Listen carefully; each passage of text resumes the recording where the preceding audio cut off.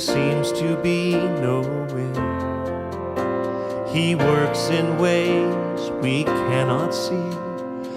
He will make a way for me. He will be my guide, hold me closely to his side. With love and strength for each new day, he will make a way. He will make a way. Oh God, make a way where there seems to be no way. He works in ways we cannot see. He will make a way for me. He will be my guide, hold me closely to his side. With love and strength for each new day, he will make a way. He will make a way. By a roadway in the wilderness, he'll lead me.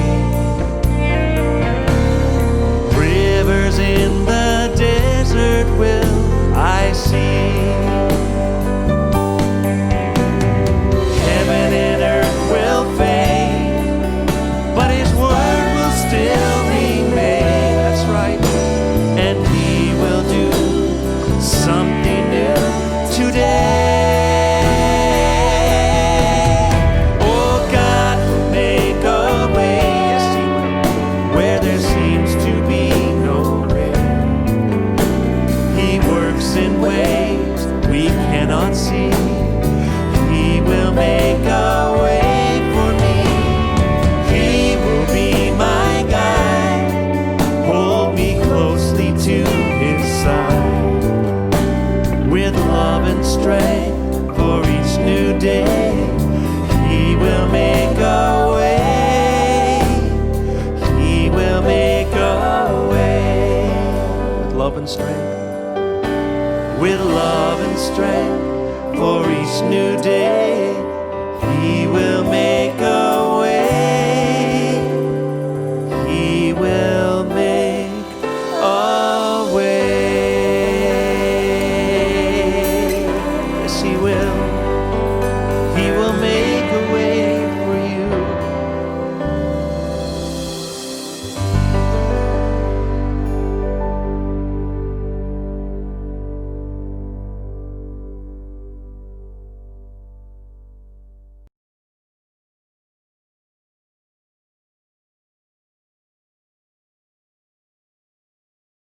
(6월 14일) 6월 둘째 주 주일 예배를 드리겠습니다. 이 시간 다 같이 가정에서 함께 하나님 앞에 예배하며 나가기 원합니다. 기도하겠습니다. 여호와는 나의 목자시니 내가 부족함이 없으리로다. 그가 나를 푸른 초장에 누이시며 쉴 만한 물가로 인도하시는도다. 내 영혼을 소생시키시고 자기 이름을 위하여 의의 길로 인도하시도다. 내가 사망의 음침한 골짜기로 다닐지라도 해를 두려워하지 않을 것은 주께서 나와 함께 하심이라. 주의 지팡이와 막대기가 나를 안위하시나이다. 존귀와 영광과 찬양을 받으시기에 합당하신 주님의 이름을 찬양합니다. 이 시간 우리의 마음과 몸을 다하여 주의 영광을 찬양하며 예배하기 원하오니 주님 저희들의 예배를 받으시고 우리 가운데 하나님 놀라운 은혜로 가득 채워 주옵소서. 감사드리며 예수님 이름으로 기도드리옵나이다. 아멘. 찬송가 453장입니다.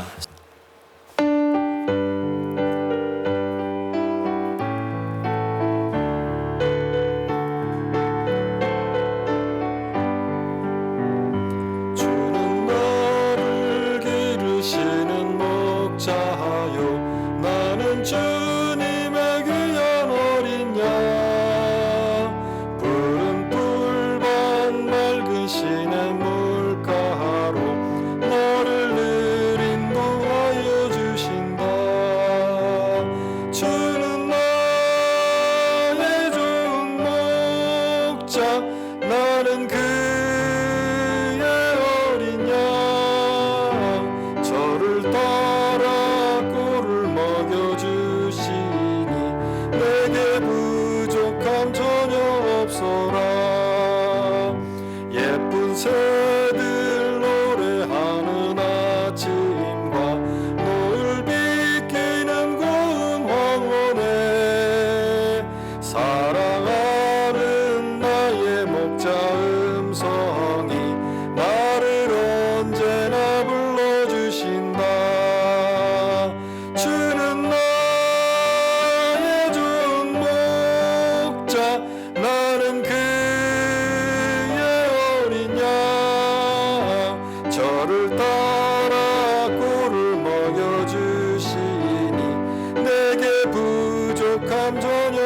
없어라. 못된 짐승 나를 해치 못하고 거친 비바람 상치 못하리. 나의 주님 강한 손을 펼치사 나를 주여로 지켜주신다. 주는 나의 좋은 목자 나는 그의 어린 양. 저를 따라 꼴을 먹여주시니 내게 부족함 전혀 없어라.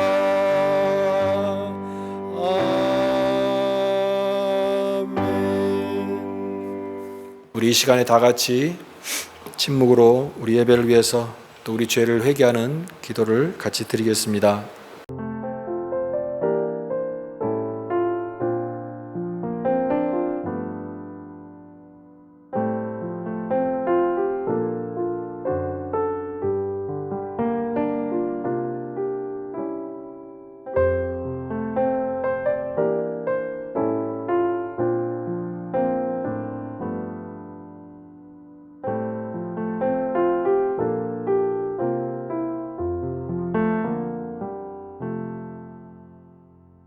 거룩하신 하나님 은혜와 사랑을 감사드립니다. 오늘 거룩한 예배로 저희들을 불러주시고 주님 앞에 나올 수 있도록 인도하시니 감사드립니다. 오늘 주님께서 우리의 선한 목자로 찬양받으시기에 합당하신 우리의 모든 예배를 받으시는 주님인 것을 고백하며 이 예배를 주님께 올려드립니다. 오늘도 주님 우리의 영혼의 배고픔과 목마름을 주님께서 채워주시고 모든 삶의 길에서 우리를 바른 길로 인도하여 주시기를 간절히 빌고 원합니다. 오늘 우리가 믿음으로 주님 앞에 나아갑니다. 하나님께 나아가는 자는 반드시 그가 계신 것과 그가 자기를 찾는 자들에게 상 주시는 이심을 믿어야 할지니라고 하셨사오니 오늘 이 믿음으로 주님 앞에 나아오며 주님을 찾으며 주님을 온전히 예배하는 자들이 되게 하여 주옵소서. 저희들을 사랑하시되 끝까지 사랑하신다고 말씀하신 그 아버지의 사랑을 저희들이 더욱더 갈망합니다. 모든 환경 속에서 항상 감사를 잃지 않게 하시고 기쁨으로 예배하는 자들이 되게 하여 주옵소서. 찬양의 제사드리며 성소로 나아갔던 시편의 예배자들처럼 각 가정에서 예배드리는 모든 성도들이 주님 앞에 나아가는 예배가 되게 하여 주옵소서. 그리하여 주의 영광을 보게 하시고 거룩한 보좌 앞에 기쁨으로 나아가는 예배가 될 수 있도록 인도하여 주옵소서. 오늘도 모든 성도들을 주님께서 돌아보시고 약한 자들에게는 힘과 능력을 주시기를 원합니다. 또 위로와 은혜가 필요한 자들에게는 임마누엘로 함께 하시는 위로와 은혜를 주님께서 허락하여 주옵소서. 오늘도 우리에게 필요한 주의 말씀으로 우리 영혼을 인도하시고 말씀을 붙들고 승리하는 저희들이 될 수 있도록 인도하여 주옵소서. 모든 예배의 시종을 주님께 올려드리며 영광을 주께 드립니다. 감사드리며 예수님 이름으로 기도드리옵나이다. 아멘.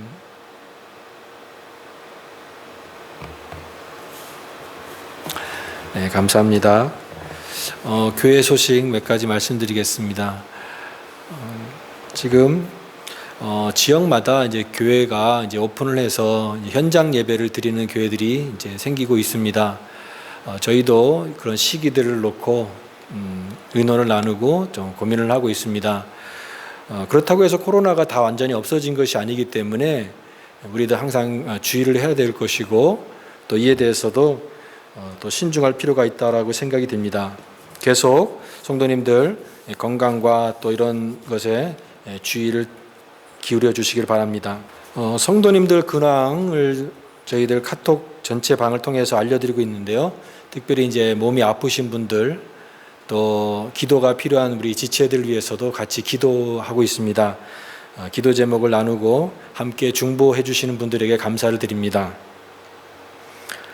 교회가 오랫동안 비어 있기 때문에 살충제나 이 홈 디펜스를 이제 뿌렸는데 우리 최종락 집사님께서 수고를 많이 해주셨습니다. 수고하신 우리 집사님 감사드립니다.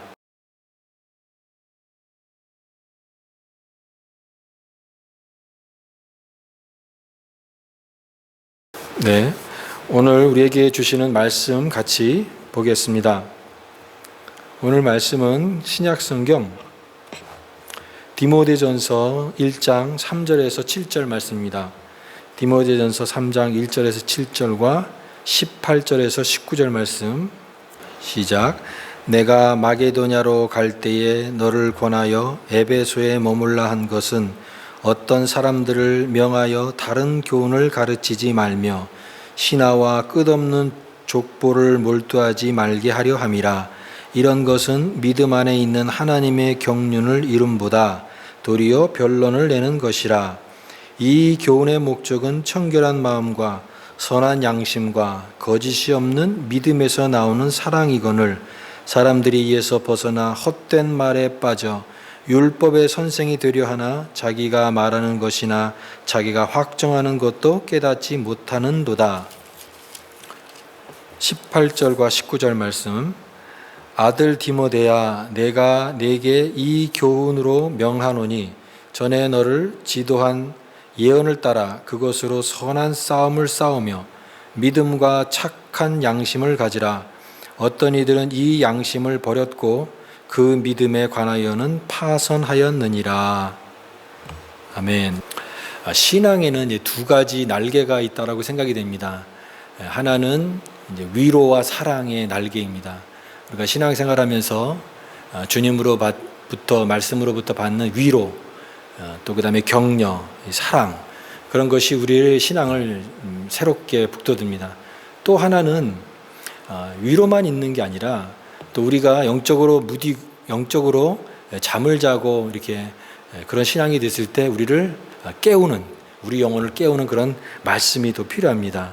주의와 경계를 주는 그런 말씀이죠. 그래서 이렇게 따뜻한 위로와 격려와 또 우리 영혼을 깨우는 그런 말씀들, 경계의 말씀들을 통해서 이 두 날개로 우리 신앙이 잘 날아갈 수 있다라고 생각이 됩니다.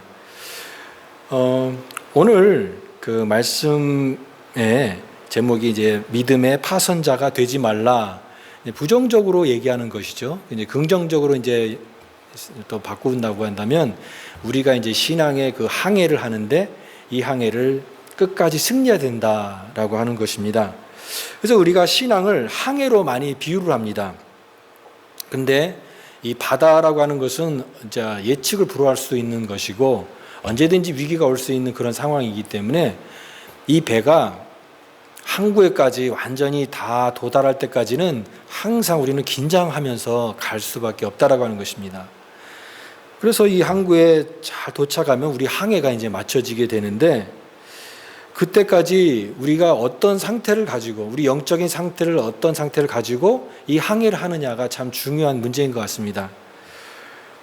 우리 영혼의 그 상태를 항해하는 배로 비유를 해서 이제 몇 가지 유형을 얘기하는 것이 있습니다. 여러분은 그 지금 이런 상태에 어떤 상태에 해당되는지 한번 생각해 보십시오. 제일 첫 번째는 이 도수를 올리고 항해하는 그런 상태입니다. 배에 이제 돛이 이제 올라가고 바람이 이제 순풍이 불어서 배가 나가는데 잘 나가는 거죠. 진짜 순풍에 돛단 듯이 나간다고 하는 표현처럼 잘 진행이 나가는 것입니다. 이것은요, 하나님의 은혜와 사랑을 신앙생활하면서 잘 느끼는 거예요.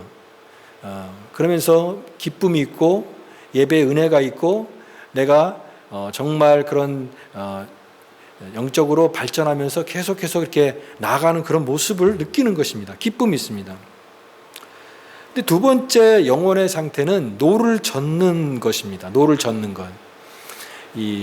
나가긴 나갑니다. 그런데 이 노를 젓는다는 게 무슨 의미죠? 힘들다라는 겁니다. 어떤 의미에서는 우리가 예배를 드리고 또 기도를 하고 신앙생활을 하는 것이 의무적으로 할 때가 있습니다. 기쁨을 잃어버리고 마치 힘들게 노를 젓는 것처럼 억지는 아니지만 왠지 의무감 같이 느껴져서 이렇게 기쁨 없이 하는 그런 모습들, 그런 신앙생활의 모습들은 이제 노를 젓는 것과 같은 것이죠. 세 번째는 표류하는 것입니다. 표류하는 것은요, 노를 젓고는 있지만 그 방향이 지금 없는 거예요. 하나님의 뜻으로 향해 가는 것도 아니고 지금 그냥 내 삶의 흐름에 그냥 배가 둥둥둥 떠내려가는 것입니다. 내 삶에 어떤 그런 하나님의 뜻보다는 내 의지와 또 그런 세상에 대한 부분이 너무 커서 영적인 부분이 자꾸만 무감각해지고 그저 정처 없이 세상의 물결에 이리저리 쏠려다니는 그런 것이 표류하는 단계라고 얘기할 수가 있습니다. 마지막 단계는 침몰하는 단계입니다. 침몰하는 단계. 이제 이 배는 항로를 벗어나서 정처 없이 이렇게 표류하는 것입니다. 파도가 치면 그냥 무방비로 파도에 막 휩쓸리고, 그래서 조금만 어려우면 금방 쉽게 포기를 하고 그냥 무너져 내리는, 그러니까 침몰할 준비가 돼 있는 그런 영적인 상태가 또 있을 수가 있습니다. 여러분은 지금 신앙생활 하면서 이와 같은 이 항해에서 어떤 단계에 와 있는지 한번 생각해 보시기 바랍니다. 오늘 특별히 그 디모데전서 1장 19절 말씀에 이들은 이 양심을 버렸고 그 믿음에 관해서는 파선하였느니라 이렇게 나와 있습니다. 파선하였느니라. 그러니까 믿음의 파선이라는 말이 이제 독특한 표현인데요. 이 믿음을 이제 항해라고 표현했을 때 이런 배가 끝까지 가지 못하고 중간에 파선하는 그런 모습이 있다라고 하는 것이죠. 배에 이제 구멍이 뚫려 있으면은 배가 오래 가지 못하죠. 그러니까 배에 숭숭 구멍이 뚫려 가지고 물이 계속 나오면 결국은 그 배는 침몰하게 되고 말 것입니다. 이와 같은 그런 영적으로 승리하는 것이 아니라 이렇게 파선하게 되고 영적인 싸움에서 실패하는 그런 경우가 있을 수 있다라고 하는 것을 오늘 이 말씀을 통해서 우리에게 경고하고 가르치고 있습니다. 사실 우리가 지금 이 코로나 이후로 많은 변화들이 있는 것이고 이런 것들이 여러 가지 부분에서 참 저희들에게는 도전이 되고 위기의 부분이 있습니다. 교회도 위기가 있는 것이고요. 우리 개인적으로도 이 시기는 굉장히 위기의 시기라고 생각이 됩니다. 여러분 항상 신앙생활에 있어서 이게 안주는 없다라고 하는 것을 항상 염두에 두십시오. 오늘 말씀처럼 파선하였느니라. 우리가 신앙의 항해에서도 파선할 수가 있구나. 배가 끝까지 항해를 마치지 못하고 중간에 좌초될 수 있구나. 우리 믿음이 그런 모습이 있을 수가 있구나. 이런 말씀을 통해서 우리 경계를 하고 주의를 기울이는 주님의 말씀으로 받아들여야 된다라고 하는 것입니다. 그래서 오늘 특별히 이 디모데 전서를 통해서 믿음의 파선자가 되지 말라. 긍정적으로 얘기하면 신앙의 항해에서 승리하기 위해서 그러면 우리가 어떻게 해야 되는가, 오늘 말씀의 교훈을 같이 살펴보기 원합니다. 특별히 오늘 4절 말씀에 이렇게 말씀하고 있습니다. 신하와 끝없는 족보에 몰두하지 말게 하려 함이라. 이런 것은 믿음 안에 있는 하나님의 경륜을 이름보다 도리어 변론을 내는 것이라. 저는 이 말씀을 이렇게 정리해 보고 싶습니다. 우리 신앙에는 이 포용이 있죠. 우리가 다른 것들을 받아들이고 신앙 안에서 같이 협력하고 포용하는 것이 중요합니다. 그러나 이 포용력의 또 다른 반대는 뭐냐면 우리가 우리의 신앙의 본질을 잘 지켜야 된다고 하는 부분이죠. 이것도 받아들이고 저것도 받아들이는 게 아니라 내가 믿는 신앙이 아닌 것들에 대해서는 단호하게 배격할 줄 아는 그런 것이 중요하다라고 하는 것입니다. 그래서 이런 본질을 흐리게 하고 우리가 믿는 신앙의 본질을 자꾸만 뒤흔드는 다른 어떤 교훈들이 있었다라고 하는 거예요. 그런 교훈들에 대해서는 여기 말씀 보니까 그런 교훈들에 대해서는 경계를 해야 된다. 바울이 어떻게 말하고 있습니까? 신하와 끊임없는 족보에 몰두하지 않게 하려 함이라. 바울이 이제 믿음의 아들 디모데에게 에베소 교회에 그 사역을 하는 디모데에 당부하면서 이런 다른 교훈들이 교회 안에 있다는 것을 염두에 두고 이 다른 교훈들을 절대 가르치지 않도록 하라, 이렇게 신신당부하고 있는 것입니다. 다른 교훈들과 신화와 끊임없는 족보를 버려라. 우리가 잘 알다시피 이 디모데는 굉장히 믿음의 아들이었지만 그가 이제 젊었고 또 그 다음에 이런 어려운 그런 목회 환경에서 목회를 하는 것에 많은 어려움들이 있었습니다. 그래서 바울이 당부를 하고 그가 이 디모데 전서를 통해서 그에게 이제 신앙적인 그런 목회적인 경험과 위로를 전하고 있지만 디모데가 처하게 된 이런 목회 환경이 그렇게 쉽진 않았던 것이죠. 그 중에서 하나가 뭐냐면 이 교회 안에 거짓 교사가 있었다라는 것입니다. 그들이 교회 안에 같이 있으면서 계속해서 복음이 아닌 다른 교훈들을 계속 말하다 보니까 신앙의 본질이 굉장히 위협받는 그런 환경이었습니다. 그래서 바울은 이런 디모데가 처한 아직 교회가 초대교회이기 때문에 조직적으로는 연약하고 또 이런 어려움들이 있는데 특히 이런 외부적으로 다른 이단들, 이 변질을 시키는 그런 다른 가르침들을 상대하는 것, 그것과 영적으로 싸우는 것이 굉장히 어렵기 때문에 그 부분들을 계속 강조하고 있는 것입니다. 특별히 여기 말씀 보니까 신화와 끊없는 족보에 몰두하지 말게 하려 함이라 이렇게 되어 있습니다. 신화는 뭐고 족보는 뭘까요? 이 초대교회 안에, 이 에베소 교회 안에 대표적으로 있었던 그런 이단적 가르침들 중에 하나가 이제 율법주의적인 그런 가르침도 있었고, 하나는 또 이제 대표적으로 영지주의라고 하는 그런 가르침이 있었습니다. 근데 이 영지주의는요, 바울이 가르쳤던 이 바울의 복음과는 전혀 다른 것입니다. 바울은 예수 그리스도를 믿음으로 구원받는다고 가르쳤습니다.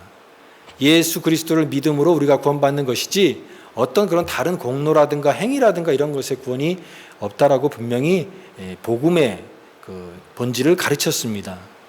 그런데 여기에 이 영지주의자들은요, 그것과 다르게 우리가 구원받기 위해서는 하나님의 그 높은 단계에 오르는 단계가 있다라고 얘기합니다. 그래서 그 단계를 또 다른 단계를 계속 올라서 하나님과 가까운 단계까지 이르는 그것이 구원이다라고 가르쳤어요. 그래서 그 단계를 이루기 위해서는, 한 단계로 올라가기 위해서는 그 단계 안에 있는 신비한 어떤 그런 이 암호와 같은 영적 지식을 알아야만 그것을 단계로 올라갈 수 있다라고 가르쳤던 거예요. 그래서 그 안에 많은 신화들을 끌어들입니다. 신비한 이야기들. 그래서 그런 신화들에 대해서 얘기하고 있고요. 또 그 다음에 끊임없는 족보라고 했습니다. 이 족보라고 하는 것은요, 자신의 족보에다가 유명한 조상인데, 예를 들면 구약의 뭐 유명한 아브라함이라든가 이런 모세라든가 이런 유명한 그 조상들과 자신의 어떤 족보를 억지로 연결시켜서 그것을 이제 자랑했던 것이죠. 그것을 가르쳤던 것이죠. 이와 같은 이 영지주의 사상이나 이 끊임없는 족보 신화들이 있었기 때문에 하나님의 복음이 그런 것들과 자꾸 섞이다 보니까 복음의 순수한 그 본질이 가려지게 되었다라고 하는 것입니다. 바울은 그것을 분명히 지적하고 있는 것이에요. 여러분, 우리가 이단 하면은 이단 사상이 이제 굉장히 멀리 느껴지잖아요. 그래서 뭐 그것이 알고 싶다 뭐 그런 텔레비 프로에만 나오는 이단이라고 생각하는데, 사실은 이단이 우리 주변에 굉장히 가까이 있다라고 하는 것입니다. 이번에 코로나 사태 때문에 대구에서 확진자가 이제 나타나면서 많은 사람에게 알려진 게 바로 이제 신천지라고 하는 이단입니다. 근데 이 신천지가 우리의 주변에 굉장히 가까이 있었다라고 하는 것이죠. 이단은 가까이 있는 거예요. 우리 주변에 있습니다. 말씀의 그 씨앗이에요. 생명의 씨앗인데 이 생명의 씨앗을 밭에 뿌려야 되는데 그 밭이 생명의 씨앗이 뿌려지지 않으니까 거기에 자꾸만 이 잡풀들이 자랍니다. 여기에도 잡풀이 자라고 저기에도 잡풀이 자라는 그런 것들이 너무나 많아졌다라고 하는 거예요. 이게 바로 다른 교훈들입니다. 이 다른 교훈들을 통해서 자꾸만 거기에 섞이다 보면은 우리가 믿는 기독교 신앙의 본질과 그 교훈들이 자꾸만 약해진다라고 하는 것이에요. 이런 모든 가르침들이 그 당시에는 상당한 영향력을 끼쳤던 것 같습니다. 그래서 바울은 여기에 대해서 분명한 경계를 하고 있는 것이에요. 이렇게 얘기합니다. 4절 말씀에 이런 것들은 믿음 안에 있는 하나님의 경륜을 이름보다 도리어 변론을 내는 것이라. 변론이라고 말합니다. 다 쓸데없는 시간 낭비다라고 하는 거예요. 변론, endless discussion. 그러니까 끊임없이 토론을 해도 결론이 다 나오지 않는, 답이 나오지 않는 그런 것들을 계속 변론하니까 이게 다 뭐예요? 다 무익하고 쓸모없는 것이다. 하나님의 구원에 있어서 이런 변론들은 아무 백해 무익한 것이다. 이런 가르침들에 대해서 바울은 이것이 무익하기 때문에 너희들이 이거 경계를 하고 절대 그것을 가르치지 않도록 말하고 있는 것입니다. 여러분, 우리가 신앙생활하면서 다른 교훈들이 어떤 것이 있을까요? 다른 교훈들이 오게 될 때 우리가 그것이 성경적 진리가 아닌 다른 교훈인지 어떻게 식별할 수가 있을까요? 어떻게 분별할 수 있을까요? 그 특징은 이 거짓 교훈은 예수님께 나아가기보다는 자꾸만 논쟁을 유발한다라고 하는 거예요. 그래서 논쟁을 합니다. 자꾸만 그 논쟁을 하게 되는데 그 논쟁을 통해서 결론이 이렇게 복음의 진리로 가는 게 아니라 논쟁으로 끝난다라고 하는 거예요. 그러니까 여러분 웬만하면 다른 교훈들과 성경이 가르치는 교훈들과 다른 것들과 논쟁을 하지 마십시오. 그리고 다른 교훈은 자기 이름을 내려는 사람들이 이 논쟁을 조장하는 성향이 강합니다. 자기의 이름을 내기 위해서, 자기의 주장을 설득시키기 위해서 이런 것들을 계속 주장한다라고 하는 거예요. 심지어는 우리 기독교 신앙 안에 또 교회 안에서도 이런 거짓 교훈들이 있을 수 있다라고 하는 것을 항상 염두에 둬야 된다라고 하는 것입니다. 이런 교훈들은 성경의 교훈과는 반대됩니다. 성경이 가르치는 교훈들과는 전혀 다른 그런 새로운 가르침, 그런 가르침을 통해서 자꾸만 사람들의 마음을 움직이려고 하는데 이런 것들이 바로 다른 교훈이다. 우리가 이런 것들을 잘 식별할 수 있어야 된다는 것입니다. 여러분, 신앙은 초점이 흐린 것이 아닙니다. 마태복음 6장 22절 보니까 내 눈이 성하면 온몸이 밝을 것이다 이렇게 말씀하고 있습니다. 내 눈이 성하면, 근데 킹 제임스 버전 성경에 보니까 이것을 영어로 싱글 포커스라고 되어 있어요. 그러니까 신앙은 싱글 포커스입니다. 초점이 흐린 게 아니에요. 두 가지 초점을 가지고 이게 정확한 건지 저게 정확한 건지 그렇게 혼동을 주는 그런 것이 아니라 믿음은 초점이 맞춰지는 싱글 포커스라고 하는 거예요. 다른 교훈을 받아들이게 되면 우리가 시야가 자꾸만 흐려집니다. 그럴 때 이런 것들을 우리가 배격을 하고 본질이 흐리게 하는 다른 교훈들을 배격해야 된다라고 하는 것입니다. 그리고 이제 바울은 또 계속해서 디모데에게 당부를 하고 있습니다. 이 믿음의 항해를 어떻게 그러면 잘할 수 있는가? 여기 4절 말씀에 다시 보시면 신하와 끝없는 족보에 몰두하지 마라. 몰두하지 마라라고 되어 있는데요. 옛날 성경에는 창념하지 마라 이렇게 되어 있어요. 창념하다. 그러니까 계속 그것을 마음에 두는 거죠. 그러니까 신하와 끝없는 족보에 몰두하지 말라라고 하는 말을 이제 반대로 뒤집으면은 무슨 얘기냐면 순수한 바른 말씀에 몰두하라라고 하는 얘기죠. 신하와 끊임없는 족보에 몰두하지 마라. 그 얘기는 순수한 복음, 하나님의 말씀에 전념해라, 몰두해라, 창념해라 그런 뜻입니다. 여러분, 순수한 말씀에 몰두할 때 우리는 이 신앙의 그 항해를 잘할 수 있다라고 하는 것이에요. 아직 이런 그 교회, 에베소 교회 안에 교리가 확립되지 않은 그런 상황 속에서 여러 가지 이제 그런 이단들이라든가 다른 교훈들이 오게 됐는데 그런 것들이 자꾸만 흐리게 되는 것이죠. 여러분, 그 순수한 것, 하나님 말씀은 순수하지 않습니까? 우리가 음식을 만들 때도 순수한 그런 재료를 가지고 만든 음식을 만들어야 됩니다. 근데 거기다가 음식을 새롭게 한다고 해서 다른 것들을 막 섞어 넣을 때가 있습니다. 물론 요즘에 퓨전 음식이라고 해서 특이한 그런 재료들을 가지고 음식을 만들기도 하는데 전혀 맞지도 않는 그런 재료들을 그냥 막 집어넣게 되면 음식이 어떻게 되겠습니까? 이상한 음식이 되고 마는 것이죠. 마찬가지로 하나님의 말씀을 다른 것으로 자꾸만 섞다 보면은 이것이 굉장히 정말 진리가 점점점 이렇게 다른 것들과 섞이게 되는 이 혼합주의가 될 수밖에 없다라고 하는 거예요. 말씀은 순수해야 되고 하나님의 뜻은 선명하게 우리에게 전달이 되어야 된다는 것입니다. 여러분, 우리가 성경을 읽을 때에도 주의해야 될 것이 뭐냐면 성경을 해석할 때 자꾸만 다른 것을 혼합하려고 해서는 안 된다라고 하는 거예요. 내가 어떤 말씀을 읽고 그 말씀에서 내가 원하는 뜻을 갖다가 그 말씀에 자꾸 집어넣어서 그 말씀을 해석하려고 한다고 하면 그것은 잘못된 해석이 되기가 쉽습니다. 예를 들면 잘못된 해석 중에 하나가 부당축이라는 게 있습니다. 말씀에 이제 이런 뜻이에요. 분명히 이런 뜻인데 거기에다가 내가 원하는 어떤 그런 의미를 집어넣는 거예요. 그래서 야, 이 말씀은 나한테 주는 말씀이야. 여러분 생각해 보십시오. 그 말씀에는 그 뜻입니다. 그런데 거기다가 내가 원하는 것들 자꾸 집어넣으면 어떻게 되겠습니까? 2명만 탈 수 있는 구명보트가 있어요. 2인용 구명보트에다가 한 사람 더 태우고 하면 4명, 5명 태우면 그 구명보트는 가라앉게 되고 맙니다. 그러니까 내가 원하는 것이라고 해서 나한테 위로가 되고 나에게 어떤 그런 은혜가 된다고 해서 성경이 말하는 그런 의미보다 다른 의미를 갖다가 자꾸만 의미를 집어넣게 되면 그것은 잘못되기 쉽다라고 하는 거예요.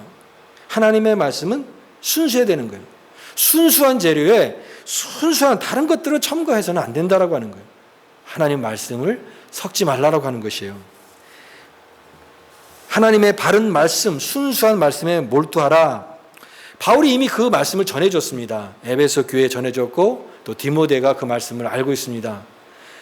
구원의 소식이에요. 순수한 복음이에요. 예수님께서 우리를 위해서 십자가에 죽으시고 그분을 믿는 자는 다 구원받는다. 하나님의 은혜로 구원받는다라고 하는 이것이 복된 소식이에요.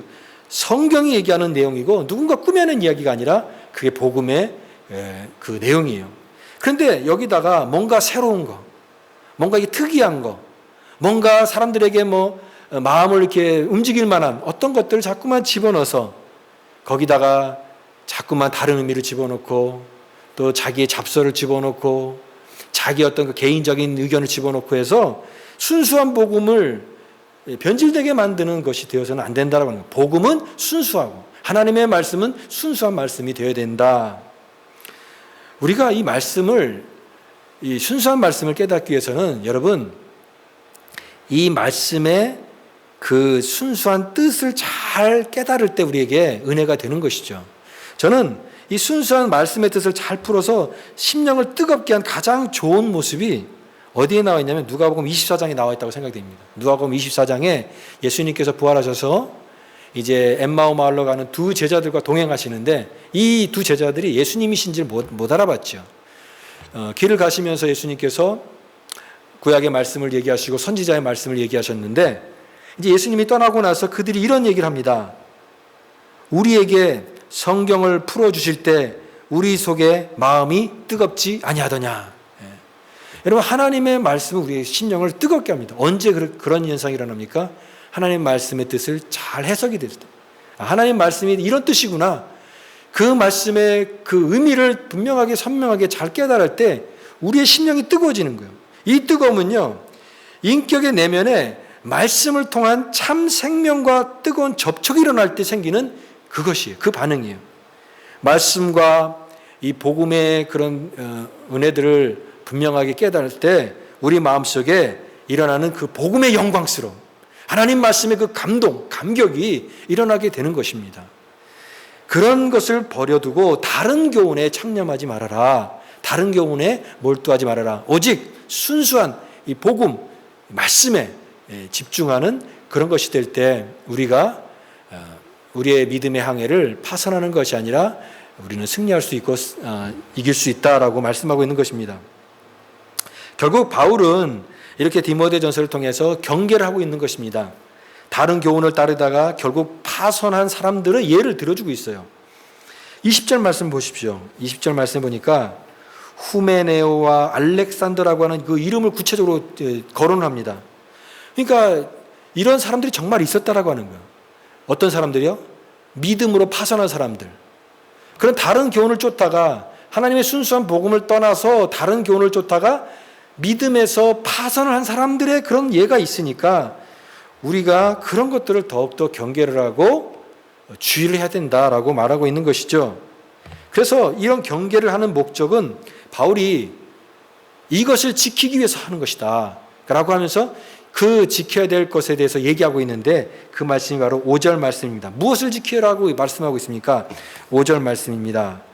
이 교훈의 목적은 청결한 마음과 선한 양심과 거짓이 없는 믿음에서 나오는 사랑이거늘. 그러니까 하나는 사랑입니다. 그 사랑 안에서 이 출처가 세 개예요. 청결한 마음과 선한 양심과 거짓이 없는 믿음이다 그랬습니다. 이것들을 잘 지켜야 된다고 하는 거예요. 바울이 이것을 지키지 않으면 우리가 믿음에서 파산할 수밖에 없다라고 강조하고 있는 것이에요. 그럼 이 세 가지가 뭘까요? 첫 번째는 이 청결한 마음입니다. 청결한 마음을 지켜야 된다는 거예요. 우리가 이 청결한 마음, 이 청결한 마음은요, 깨끗한 마음입니다. 여러분, 우리가 이제 밤하늘에 가서 보면은 이제 지금은 이제 뭐 오염 때문에 잘 보이지 않지만 깨끗한 그런 그 공기가 맑은 곳에 가면은 밤하늘에 별이 보이지 않습니까? 이게 깨끗한 거예요. 바로 이 깨끗한 마음인데 영어로 pure heart, 순수한 마음이죠. 마음이 깨끗한, 순수한 그런 심령 가운데 하나님의 복음을 잘 받아들일 수 있고 하나님의 은혜가 머물게 되는 것이죠. 이것이 바로 청결한 마음이에요. 이 순수한 마음, 신앙생활을 할 때 항상 이 순수한 마음을 잃지 마라. 순수한 마음을 가지고 이 마음을 지켜라 라고 바울이 권면하고 있는 것입니다. 그 다음에 두 번째로는 이 선한 양심을 지켜라고 했습니다. 믿음은요, 양심과 불가분의 관계가 있습니다. 특별히 이 바울 서신에는 양심이라는 말이 많이 나와요. 그래서 선한 양심이 하나님을 향해 나아가는 것이다 라고 얘기하고 있는데요. 이 양심은요, 양심이 묻어지면 어떻게 됩니까? 믿음도 이 양심과 연결되기 때문에 양심이 묻어지면 믿음도 그 영향력을 받을 수밖에 없다라고 하는 거예요. 그래서 우리가 이 주석학자인 벵겔은 이런 얘기를 했습니다. 믿음은 고귀한 향유와 같고 착한 양심은 그것을 담는 유리그릇과 같다. 유리그릇과 같다. 그러니까 양심이라고 하는 그 그릇 안에 믿음이 담긴다라고 하는 거예요. 그 양심이라는 것이 깨어져 버리면 거기에 아무리 귀한 기름, 그 믿음이라고 하는 고귀한 향유 기름을 담을 수가 없다라고 하는 것입니다. 우리의 선한 양심을 지키라. 우리의 선한 양심을 지키라라고 얘기하고 있는 것입니다. 그리고 세 번째로는 거짓 없는 믿음이라고 했습니다. 지금 이 에베소 교회 안에 들어와 있는 거짓 교사들은 어떤 사람들입니까? 믿음이라고 얘기하고 있고 신앙이라고 얘기하고 교훈이라고 얘기하지만 그것은 자기 사리 사역을 위해서 가르치는 교훈들이에요. 거짓 교훈들입니다. 나중에 그 거짓 교훈들은 다 거짓된 것이 밝혀질 거예요. 불순한 동기에 자기 유익을 위해서 행동하는 것이 그 거짓된 믿음입니다. 믿음이 있는 것 같은데 나중에는 그것이 믿음이 아닌 것으로 다 판명이 날 수밖에 없는 그것은 거짓된 믿음. 여러분, 우리가 신앙의 믿음은 거짓이 없는 믿음이 됩니다. 인자가 올 때에 세상에서 믿음을 보겠느냐? 주님이 원하시는 것은 참된 믿음, 거짓이 없는 순수한 그런 믿음을 보신다라고 하는 것이에요. 이것을 지키라고 말씀하고 있습니다.